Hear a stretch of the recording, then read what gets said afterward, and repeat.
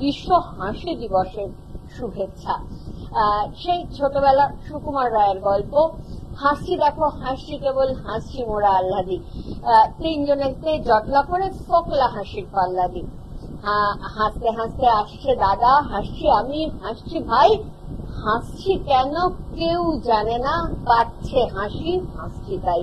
এই যে হাসছি কেন কেউ জানে না, পাচ্ছে হাসি হাসছি তাই, ঠিক এই জায়গাটা আমরা হারিয়ে ফেলেছি। যে কারণে অকারণে একটা হাসি, একটা মনে আনন্দ, হাসি তো এমনি আসে না, হাসি তো একটা মানুষের অভিব্যক্তি, সেটা তো এমনি আসে না, হাসি আসে ভেতরে একটা আনন্দের অভিব্যক্তি থেকে। এই আনন্দের ফিলিংসটাই আমরা হারিয়ে ফেলেছি। এখন আমরা কিন্তু এইভাবে হাসছি কেন কেউ জানে না, পাচ্ছে হাসি হাসছি তাই, এই কথাটা আমরা কেউ বলতে পারি না সুকুমার রায়ের গলায়। এই জায়গা থেকেই আজকের বিশেষ অনুষ্ঠান বিশ্ব হাসি দিবসকে নিয়ে, যাতে আমরা প্রাণ খুলে মন খুলে হাসতে পারি রেইকির সাহায্যে।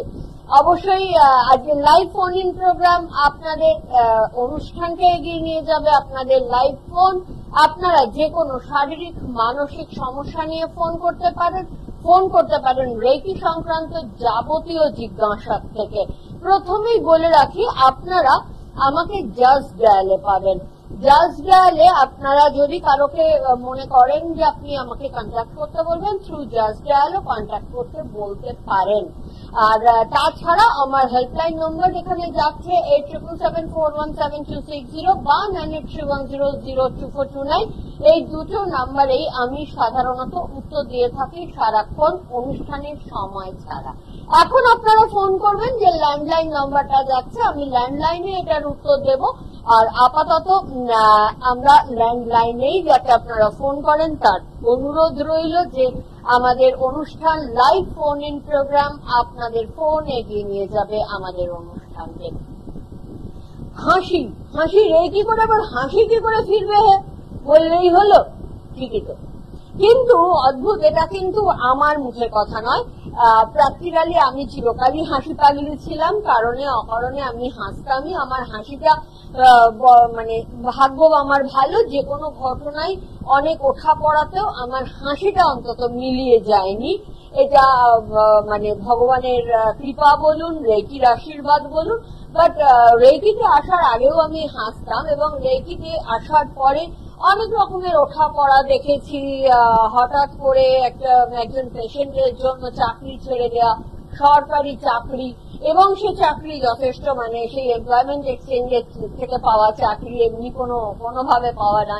কাজেই সেই সব জায়গায় তখন প্রচন্ড বকুনি, যে যেমন পাচ্ছে বকে যাচ্ছে, আমার চাকরি ছেড়ে দেওয়াটা ভীষণ অন্যায় হয়েছে। একটা ওঠা পড়া ছিল। এরকম জীবনে অনেক রকমের ওঠা পড়া থাকে। এতগুলো ব্রাঞ্চ চালাতে গেলে স্বাভাবিক 22টা ব্রাঞ্চও রেগুলার রান করছে, এরকম দিনও গেছে। এখন কোভিড এর পর কয়েকটা ব্রাঞ্চ আমরা বন্ধ করে দিয়েছি। স্পেশালি উত্তর কলকাতাকে আর আলাদা করা যায় না, এখন আমাদের কানেক্টিভিটি অনেক বেশি, তার জন্য আমরা উত্তর কলকাতা দক্ষিণ কলকাতাকে মিলিয়ে দিয়েছি। সেরকম খড়দা রিসরাকে আমরা মিলিয়ে দিয়েছি। এরকম বিভিন্ন ভাবে আমরা এটাকে অ্যাডজাস্ট করে চলেছি। তো কিন্তু এই 22টা ব্রাঞ্চ চলাকালীন প্রচুর হ্যাজার্ডও ছিল, কিন্তু আমার হাসিকে তারা মিলিয়ে দিতে পারেনি। তার কারণ অবশ্যই রেইকি। কারণ রেইকি আমাদের যেটা করায় সেটা হচ্ছে সহিষ্ণুতা বাড়ায়, এবং প্রচুর পজিটিভ মেন্টালিটি শরীর মানে আমার ভেতরে তৈরি হচ্ছে। কারণ রেইকি জিনিসটা আপনাদের আগেও বলেছি, অনেকে রেকি শব্দটাকে ইদানিং রেইকি বলছে। কিছুদিন আগে আমি একটা নিউজও শুনলাম, কোন বিদ্বজ্জন তিনিও মানে ইনভেস্টিগেশন করা বা জিনিসটা সম্পর্কে জানাকে কায়দা করে বলতে গিয়ে রেইকি করা বললেন। বাই দ্য ওয়ে, এই প্রসঙ্গে একটু বলে রাখি যে এটা বলা মানে কিন্তু আবার হাসির খোরাক হয়ে যাওয়া। রেইকি হচ্ছে চিকিৎসা পদ্ধতি, স্পর্শ চিকিৎসা, এবং রেকি হচ্ছে হর্ষইটা নেই মাঝখানে, রেকি হচ্ছে ইনভেস্টিগেট করা। যখন আর্মি কোথাও কোন বম্বিং এর আগে ইনভেস্টিগেট করে, কোথাও ক্যাম্প তৈরির আগে ইনভেস্টিগেট করে, সেটাকে রেকি করা বলে। যেমন সিনেমার শুটিং এর মধ্যে ওই কথাটা প্রচলিত আছে, সত্যজিৎ রায় নিজেও বলতেন, সেটা হচ্ছে কোন স্পট যখন তৈরি হবে, মানে সোনার কেল্লা তৈরির আগে যখন এই ফোর্ট গুলো কোন কোন ফোর্টে শুটিং হবে সেটা উনি রেকি করে নিয়েছিলেন। গঙ্গার ঘাট গুলোকে জয় বাবা ফেলুনাথের সময় রেকি করে নিয়েছিলেন। এটা হচ্ছে একটা প্ল্যানিং করে নেওয়া। আর রেইকি হচ্ছে স্পর্শ চিকিৎসা বা চিকিৎসা পদ্ধতি, এটা জাপানিজ ওয়ার্ড রেইকি। তো রেইকি এবং রেকিকে অনেকে গুলিয়ে ফেলেন, রেইকির সঙ্গে রেকির কোনো সম্পর্ক নেই। তো মানে কেউ কোনো ডাকাতি করতে আসলো, ওরা আগে থেকে রেইকি করে এসেছিল না, একদমই কথাটা না, রেকি করে এসেছিল। যদি স্টাইল করে সত্যজিৎ রায়, কেউ নিজেকে সত্যজিৎ রায় মনে করেন, তিনি বলতে পারেন। তো এই ভাষাটা রেইকি, এটা জাপানিজ ওয়ার্ড। ডক্টর মিকাউশুই আমাদের জন্য যখন এই স্পর্শ চিকিৎসাকে রিইনভেন্ট করে আমাদের হাতে তুলে দিয়েছেন, তিনি তখন তার নিজের ভাষায় নাম রেখেছিলেন রেইকি। এই রেইকি চিকিৎসা এটা যেমন কারো রোগ ব্যাধি হলে আমরা চিকিৎসাটা প্রয়োগ করতে পারি নিজের ওপর বা অন্যের ওপর। মাত্র 2 দিনের ওয়ার্কশপে এই রেইকি চিকিৎসা নিজের ওপর করা যায় এবং অন্যকে কি করে করা যায় সেটাও শেখা যায়। 2 দিনের ওয়ার্কশপ করে আপনি নিজেকে এবং নিজের পরিবারকে সুস্থ রাখতে পারেন এবং নিজের ওপর টানা 21 দিন করার পর আপনি এলিজিবল ফর অ্যাডভান্স কোর্স। তো এই অ্যাডভান্স কোর্স যারা করতে আসেন তাদের ফিডব্যাক বলি।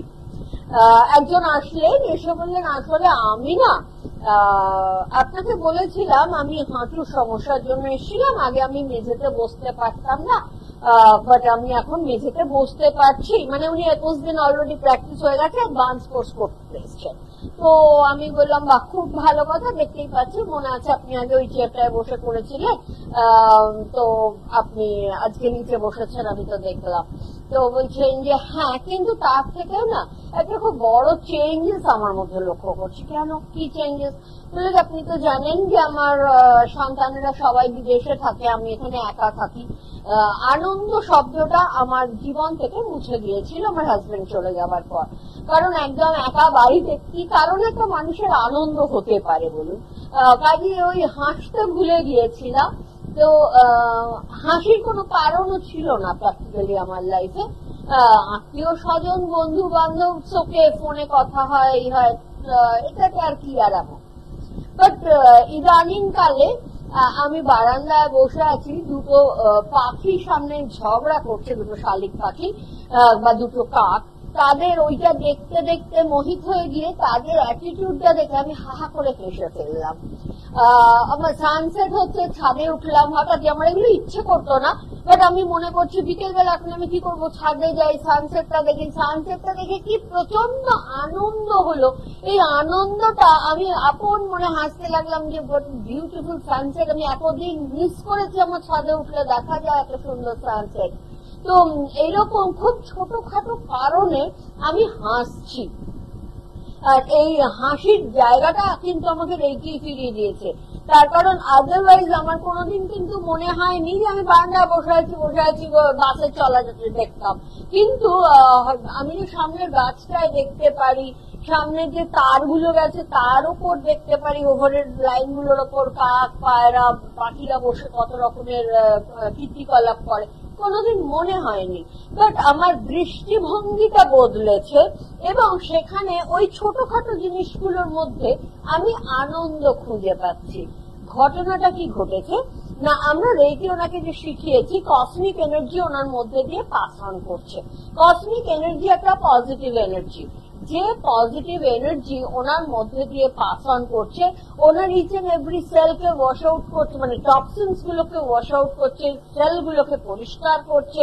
উনি সুস্থতা পাচ্ছেন, হাঁটুর ব্যথা, কোমরে ব্যথা, গাঁটে ব্যথা, জয়েন্টে ব্যথা, এইগুলো ওনার আস্তে আস্তে কমছে, সেটা যেমন ভালো থাকছেন, পাশাপাশি ওনার মাইন্ডেও কিন্তু এফেক্ট করছে। যে মাইন্ডে উনি মানে মাইন্ডে যে নেগেটিভিটি গুলো ছিল, যে ডিপ্রেশন গুলো ছিল, ভালো না লাগা গুলো ছিল, ধাক্কারিকার ভাল লাগছে না, বোরিং লাইফ, এই যে জিনিসগুলো ছিল, এগুলো আস্তে আস্তে ওয়াশ হয়ে যাচ্ছে। ওনার দেখার দৃষ্টিভঙ্গি, উনি কিন্তু নিজেকে একদম পারফেক্ট জাজ করেছেন, ওনার দেখার দৃষ্টিভঙ্গি চেঞ্জ হয়েছে এবং যে দেখার দৃষ্টিভঙ্গি থেকে উনি নিজে রিয়েলাইজ করতে পারছেন যে আরে আমি তো কোনোদিন এগুলো দেখিনি, এগুলো তো খুব স্বাভাবিক। বারান্দায় উনি রেগুলার বিকেলবেলা বসেন, উনি বসে কোনোদিন খেয়ালই করেননি যে সামনে বাসায় যাবার আগে গাছে এতে ফেরার আগে যখন পাখিরা দল বেঁধে বসে থাকে তারা কত কি করে। প্র্যাকটিক্যালি আজকে যারা আমার অনুষ্ঠান দেখছেন বা পরে ইউটিউবে দেখবেন বা ফেসবুকে দেখছেন, তারা কেউই কিন্তু এগুলোকে খেয়াল করেন না। কিন্তু এই ছোটখাটো একজন মানুষ যিনি মানে কারোর সঙ্গে কথা বলার নেই, তার কোনো আনন্দের তেমন রসদ তিনি খুঁজে পান না, সেই জায়গাগুলো তিনি কিন্তু খুঁজে পেয়েছেন। ওই জন্য সব থেকে বড় কথা, আমার মেয়ের ছেলে মেয়েরা নাতি নাতনিরা যখন ফোন করে, আগেও ফোন করতো, ফোন করলে আমার কত আনন্দ হয়। এখন আগে ফোন করতো আমার মনে হতো এটা ওরা তো ডিউটি সারলো, এই ডিউটিটা ওরা ফর্মালিটি করলো, ওকে। আমি তো আর আমার নাতিদের, বাকি আমার বন্ধুরা তাদের নাতি নাতনিদের কত দায়িত্ব নিচ্ছে, এই করছে, তাদের ছেলে মেয়ের অফিস যায়, নাতি নাতনিদের টেক কেয়ার করে, কত কি এনজয় করে তারা, আমি তো পারি না। কিন্তু আমি এখন রিয়েলাইজ করছি যে ওরা তো ফোনটা না করতেও পারে, ওরা যে আমার ভিডিও কল করছে, ওরা আমার সঙ্গে কথা বলছে, ওরা যে আমার খবরাখবর নিচ্ছে, এটা তো ওরা না করতেও পারতো। অনেকেরই তো আছে যাদের করে না হয়তো, কিন্তু আমার নাতি নাতনিরা তো করছে। আজকে মেবি আমার বন্ধুরা যেটা এনজয় করছে, মেবি আমি সেটা এনজয় নাই করতে পারতাম, আমার কাছে বার্ডেন মনে হতে পারতো। যে বাচ্চাদের টেক কেয়ার করা, বাচ্চা মানুষ করার বয়স তো আমি পেরিয়ে এসেছি, এখন আমার বার্ডেন মনে হতে পারতো এগুলো যদি করতো। তার থেকে দূরে আছে, আমি ওদের দেখতে পাচ্ছি, ওরা আমায় দেখতে পাচ্ছে, আমি সুস্থ আছি, আমি ভালো আছি, এটা খারাপ কি? এই যে মানসিকতার দেখুন পরিবর্তন হচ্ছে। আমি 100টা এক্সাম্পল দিতে পারি, কিন্তু পার্টিকুলার এক্সাম্পলটাকে আমি এই কারণে বলছি, আমার দর্শক বন্ধুদের মধ্যে এরকম হয়তো অনেকেই আছেন যারা লোনলি ফিল করেন। পরিবারে অনেকের থেকে বা না থেকে, সবারই পরিবারের মানুষ বিদেশে থাকে এমনটা না, অনেকের ছেলে মেয়েরাই এখন বিদেশে থাকে। যে কোনো কারণেই হোক, লোনলিনেস এখন কিন্তু মানুষের একটা সঙ্গে সঙ্গে চলে। পাশাপাশি এই যে হাসতে ভুলে যাওয়া, একটা ডিপ্রেশন, এইটা কিন্তু সঙ্গে সঙ্গে চলে মানুষের। সেই জায়গা থেকে উনি কিন্তু রেকি শিখেছেন, উনি কিন্তু রিয়েলাইজও করেননি উনি ডিপ্রেশনে ভোগেন, উনি রেকি শিখেছেন ওনার হাঁটুর ব্যথার জন্য। সেই জায়গা থেকে উনি কিন্তু নিজে ফিডব্যাক দিচ্ছেন 21 দিন বা মাসখানিক বাদে সেকেন্ড ডিগ্রি করতে এসে, যে আমার এই চেঞ্জেস গুলো আমি লক্ষ্য করলাম। তো এই চেঞ্জেস গুলো লক্ষ্য করাটা তো মুখের কথা নয়। এই চেঞ্জেস গুলো কখন মানুষ লক্ষ্য করতে পারে? যখন তিনি নিজে রিয়েলাইজ করতে পারছেন। তিনি যদি দুঃখ বিলাসী হতেন তাহলে তিনি এটা রিয়েলাইজ করতে পারতেন না। এই দুঃখ বিলাসিতাকে কিন্তু রেকি মুছে দিতে পারে। এটা আজকে টপিক তো শুনলে মনে হবে হাসির জন্য রেকি, আবার কি একটা হাসির টপিক হলো, কিন্তু এই টপিকটা আজকের একটা জ্বলন্ত সমস্যা। মানুষ হাসতে ভুলে যাচ্ছে বিভিন্ন কারণে। আমরা সবসময় আমরা সমস্যা নিয়ে বেশি চিন্তিত। প্রচন্ড শীতে যখন কষ্ট পাচ্ছিলেন তখন আমরা গরম চাই, গরম চাই, গরম কেন, এত শীত কেন পড়লো বলেছি। বর্ষাকালে ধুর বাবা বৃষ্টি আর থামে না, প্যাচ প্যাচ করছে বলেছি। এখন এই প্রচন্ড দাবদাহে আমরাই আবার বৃষ্টিকে চাইছি, ঠান্ডা চাইছি। অর্থাৎ আমরা কি চাই আমরা নিজেরাই জানি না, আমরা কোনো কিছুতেই সন্তুষ্ট নয়। বাট রেকি এমন একটা চিকিৎসা পদ্ধতি যা রেগুলার যদি প্র্যাকটিস করা যায় তাহলে প্রতিটি মানুষ তার ওয়েদারের সঙ্গে অ্যাক্লামেটাইজ থাকবে। গ্রীষ্মকালে গরম পড়বে, বর্ষাকালে বর্ষা আসবে, শীতকালে ঠান্ডা পড়বে, এটাই তো স্বাভাবিক। আর সেই স্বাভাবিকতাটাকে মেনে নেওয়ার জন্য একটা পজিটিভ মাইন্ড দরকার, খোলা মন দরকার। হ্যাঁ, গরমকালে গরম পড়ছে, কি করা যাবে? ভালো তো, আপনার তো বাড়িতে জলের অভাব নেই, চান করুন না, চারবার গাছে জল দিন, গাছগুলোকে ফ্রেশ করুন। কুকুর বেড়াল, আগের অনুষ্ঠানটাই আমরা করেছি যে এই জন্তু জানোয়ারদের জন্য, পশু পক্ষীদের জন্য রেকি কিভাবে করা যায়। আপনার রেকি জানা থাকলে বিভিন্ন ভাবে রেকি করতে পারেন। হয়তো আপনার হাঁটুর ব্যথা নেই, কোমর ব্যথা নেই, হয়তো আপনার গ্যাস অ্যাসিডিটি নেই, হয়তো আপনার থাইরয়েড নেই, সুগার নেই, কোন রকমের কোনো সমস্যাই হয়তো নেই। তা বলে কি আপনি রেকি শিখতে পারবেন না? একদমই না। রেকি শিখতে পারেন নিজের জন্য ভালো থাকার জন্য, এবং যাতে না কোনো ক্রনিক ডিজিজ আপনার শরীরে বাসা বাঁধতে পারে তার জন্য। প্রিভেন্টিভ কারণ আমাদের মনে হয় সবার আগে দরকার। কবে আমার রোগ হবে তবে সেটা কিওর করার জন্য আমি রেকি শিখবো। মেবি আপনার জবে রোগটা হলো, আপনি শয্যাশায়ী হয়ে পড়লেন, আপনারা তাহলে রেকি শেখা হলো না। কাজেই রোগটা হবার আগে রেকি শিখে রাখুন যাতে রোগটা না হয়। যদিও বা কিছু হয় আপনি শুনেই থাকবেন, দুটো হাত আপনার কাছে থাকবে। আমরা স্পর্শ চিকিৎসা টাচ করে শেখাই। আপনার পেট ব্যথা করছে, আপনার হাত দুটোকে আপনার পেটের ওপরে দিয়ে রাখলে আপনার পেট ব্যথা সেরে যেতে বাধ্য।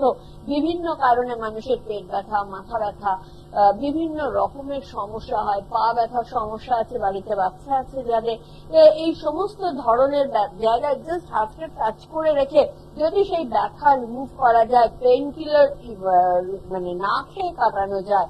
পেইন কিলার কখনোই খুব সুখাদ্য নয়, সেটা আমরা জানি। তো তাহলে আমরা কেন শুধু শুধু ওষুধ খাবো? রেকি করে যদি আমরা, রেকি শিখে নিজের ওপর রেকি অ্যাপ্লাই করে যদি আমরা ভালো থাকতে পারি তাহলে নয় কেন। দুদিনের ওয়ার্কশপে আপনারা রেকি ফার্স্ট ডিগ্রি শিখবেন। সামনে ক্লাস রয়েছে, দুদিনের ওয়ার্কশপ, একদম সামনে 15-16 তারিখে ক্লাস আছে রিশরা। তার আগে একটা আমন্ত্রণ সমস্ত দর্শক বন্ধুদের, 10-11 তারিখে আমাদের 92 উদয় শঙ্কর সরণিতে অক্ষয় তৃতীয়া উপলক্ষে আপনাদের সকলের আমন্ত্রণ রইল। আমার মায়ের একটা বুটিক যেটা আমি এখন নিজে রান করি, কল্যাণীজ কালেকশন, সেটার অনুষ্ঠান প্রতি বছর অক্ষয় তৃতীয়ায় হতো। তো এখন যেহেতু সেটা আমি নিজে চালাচ্ছি, কাজে সেটা এখন আমাদের দক্ষিণ কলকাতা ব্রাঞ্চেই হবে। এক্সিবিশন কাউন্সিল এবং একটা রেকি মিট, যে কোনো কালে যবে খুশি আপনি রেকি শিখেছেন বা রেকি সম্পর্কে জানতে আগ্রহী, 10 এবং 11 শুক্র শনিবার। আমরা হয়তো পরবর্তীকালে এটা এক্সটেন্ড করে 12তেও নিয়ে যাব, যেহেতু মাদার্স ডে আজকেই খেয়াল পড়েছে। আমার মায়ের বুটিকের এক্সিবিশন মায়ের নামে মাদার্স ডেতেও হয়তো এক্সটেন্ডেড হবে। 10, 11, 12 আপনাদের জন্য এই আমাদের এক্সিবিশনটা বিকেল 4টা থেকে রাত্রি 10টা পর্যন্ত হবে। অবশ্যই 92 উদয় শঙ্কর সরণি আমাদের দক্ষিণ কলকাতা ব্রাঞ্চ, যেটা আমাদের মেন হেড অফিস, যেটা 92 উদয় শঙ্কর সরণি পুরনো বাঙুর হসপিটালের একদম পাশে টলিগঞ্জে। এখানে আপনাদের সকলকে সাদর আমন্ত্রণ। কিনতে হবে এটা বড় কথা নয়, আসাটা, দেখাটা, রেকি নিয়ে আলোচনা করুন বা আমার বুটিকের জিনিসপত্র দেখুন। আলাপ তো হবে, দেখা সাক্ষাৎ তো হবে, সেটুকুই যথেষ্ট।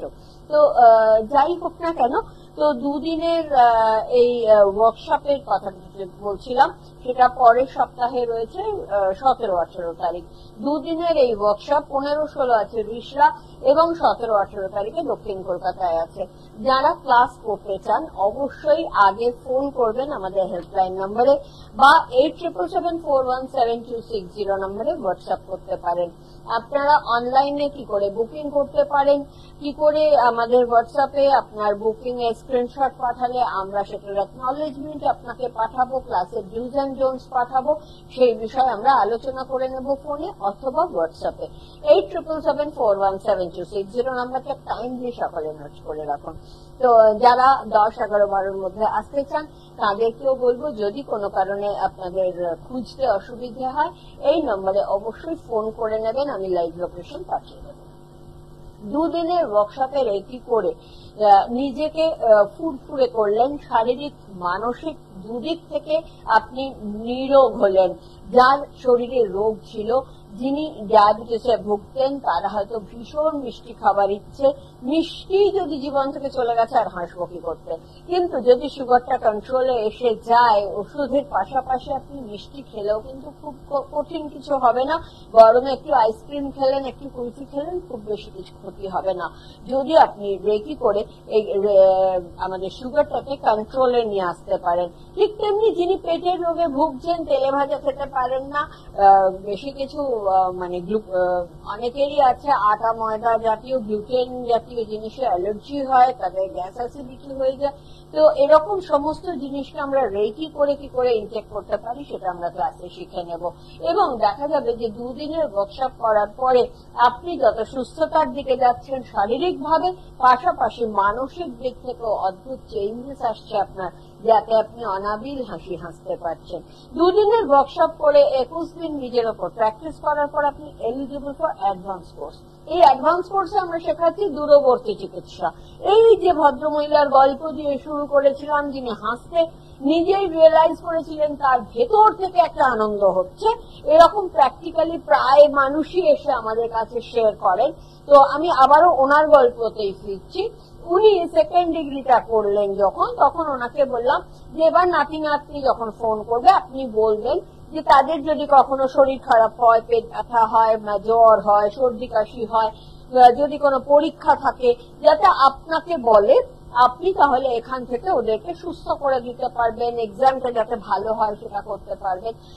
তো বলছে আচ্ছা আমি এটা করতে পারবো। হ্যাঁ, তো আমরা সেকেন্ড ডিগ্রিতে যেটা শেখাচ্ছি ডিস্টেন্স রেকি, প্রোগ্রামিং রেকি, যাতে যে এক্সাম ভালো হয়, যাতে এক্সামে এত % মার্কস সে ক্যারি করতে পারে, যাতে তার আদার্স মানে অন্যান্য কোনো কারো হয়তো প্রমোশন আটকে আছে, তার ছেলে বা মেয়ে প্রমোশনটা যাতে হয়ে যায়, সে হয়তো কিছু একটা প্রজেক্ট করছে, কোনো এক্সিবিশনে দেবে কোন নাতি নাতনিরা, তার প্রজেক্টে যাতে ফার্স্ট আসে, হয়তো কোনো এক্সট্রা কারিকুলার কিছু গেমস, কিছু অ্যাডভেঞ্চারাস কোনো গেমস খেলছে, সেটাই যাতে খুব ভালো রেজাল্ট মানে কিছু ট্রফি পেতে পারে। এই সমস্ত কিছুর জন্য প্রোগ্রামিং রেকি উনি করতে শুরু করলেন, এবং দেখা গেল ওনার নাতি নাতনির প্রচন্ড ভরসা দিদার রেকির ওপর দেখা দিল, কারণ যা বলছে তারা, যা চাইছে দিদার কাছে, দিদা তাই মিলিয়ে দিতে পারছে, মানে দিদা তো একটা বিশাল ব্যাপার হয়ে গেল। তার জন্য তারা আবার বছর বছর আসতেও শুরু করলেন, মানে দিদা তো একটা বিরাট ব্যাপার। তো উনি বললেন যে দেখো রেকি করে বাকি যা হয়েছে হয়েছে, কিন্তু ওদের বছর বছর আসার জন্য প্রোগ্রামিংটা আমি কিন্তু করিনি, কিন্তু ওদের এই অ্যাচিভমেন্টের জন্য ওরা এত রেজাল্ট পেতে শুরু করেছে, ওরা বছর বছর আমাকে দেখে যাচ্ছে। প্র্যাকটিক্যালি ওনার ছেলে মেয়ের অনেক প্রমোশনও হয়েছে ওই রেকি করে, প্রোগ্রামিং রেকি করে।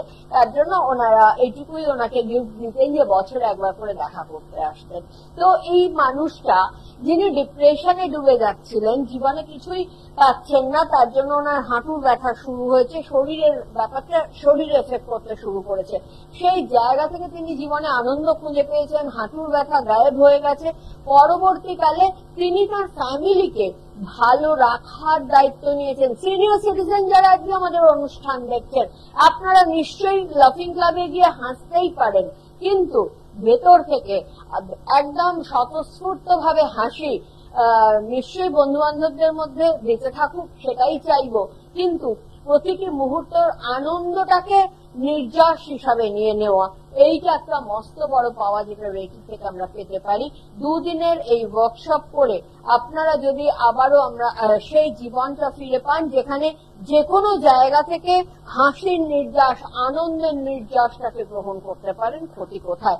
আর যাদের সন্তানেরা বিদেশে রয়েছে, তাদের ডিস্টেন্স রেকি দিয়ে সুস্থ রাখা, তাদের রেজাল্টের ওপর বলুন, তাদের অ্যাচিভমেন্টের ওপর বলুন, তাদের জবের ক্ষেত্রে বলুন, তাদের কোনো টার্গেটের ক্ষেত্রে বলুন, আপনার ভূমিকা যদি থাকে তাহলে অবশ্যই এর থেকে ভালো আর কি হতে পারে। রিলেশন রেকি ভীষণ ভীষণ ভালো জিনিস, সেটা যে কোনো পজিটিভ রিলেশনকে অনেক বেশি স্ট্রেংথেন করতে পারে। আজকাল চতুর্দিকে রিলেশন ভাঙছে, যদি রিলেশন আপনি খবর পান যে দূরে কারো রিলেশন ভাঙছে, বা আপনার বন্ধুদের কারোর সঙ্গে কারো সমস্যা হয়েছে, আপনারা হয়তো আপনার বন্ধু বান্ধবদের হয়তো তাদের ছেলে বৌমারা প্রপারলি ট্রিট করছে না, যা সব আমরা আজকাল সিনেমায় ঘটনায় দেখি, সেক্ষেত্রে তাদের সঙ্গে রিলেশন রেকি করে তাদের রিলেশনটা যদি বন্ডিংটা বাড়িয়ে দিতে পারেন, সেই আনন্দটার কোনো ভাগ হয় বলুন তো?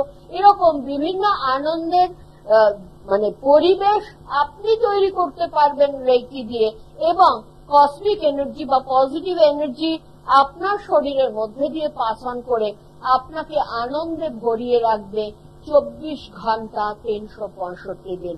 এই জীবনটা পেতে, অনাবিল হাসিতে ফিরে পেতে জীবনে অবশ্যই রেকি শিখুন। সুস্থ থাকুন, সুস্থ রাখুন।